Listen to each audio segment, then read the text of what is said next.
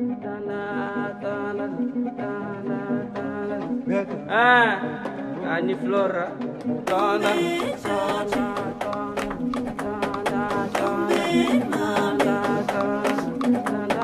forêt du Gabon couvre 85% du territoire. Plus qu'une richesse, elle est le deuxième poumon de la planète après l'Amazonie. Seulement, cette nature connaît des menaces. Braconnage, pillage, pêche illégale, déforestation. Pour remédier à cela, l'ANPN, en appui avec l'Union européenne, a mis en place un système de surveillance aérienne permettant de survoler la forêt et d'aider les conservateurs des parcs nationaux au quotidien. Mike Fay a été l'un des instigateurs de ce projet. Beaucoup d'activités qui sont visibles, c'est beaucoup plus efficace dans l'air que par terre ou dans la mer. Donc pour nous, il est évident qu'une flotte d'avions aide vraiment à gérer les aires protégées.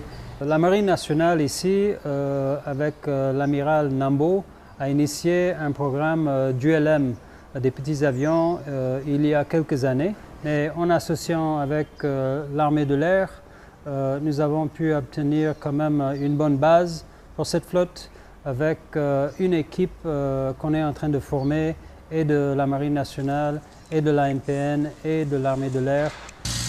Good morning, Sierra is wanting to start up for a local flight.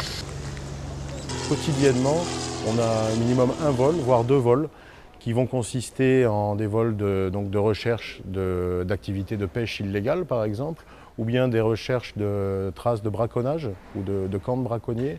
Et puis également, donc, on fait aussi des survols pour faire le comptage de la faune, pour pouvoir suivre l'évolution des différents cheptels. Ce sont les conservateurs qui définissent les politiques de surveillance, véritablement les périodes, les endroits à surveiller, le type de tâches à accomplir.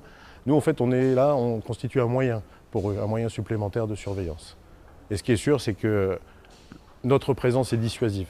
Il est absolument remarquable de voir la baisse de la fréquentation pour le braconnage notamment et la pêche illégale aussi.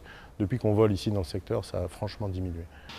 Maintenant qu'ils savent qu'on est là et que les amendes sont fortes, on a peut-être réduit ça de 90%, mais il faut maintenir toujours la pression.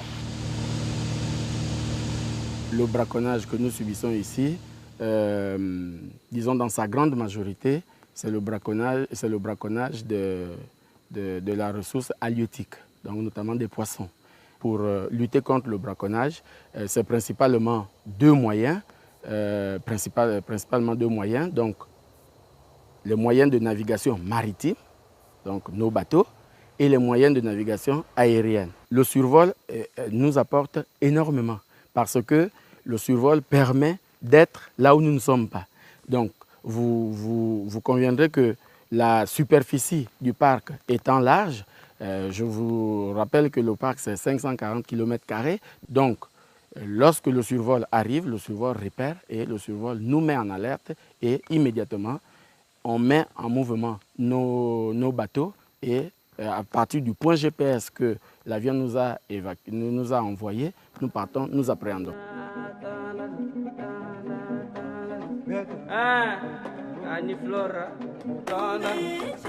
Ce programme va évoluer, l'équipe va être perfectionnée et avec le temps, certainement les gens vont vouloir avoir les avions qui sont parfaitement adaptés à la mission.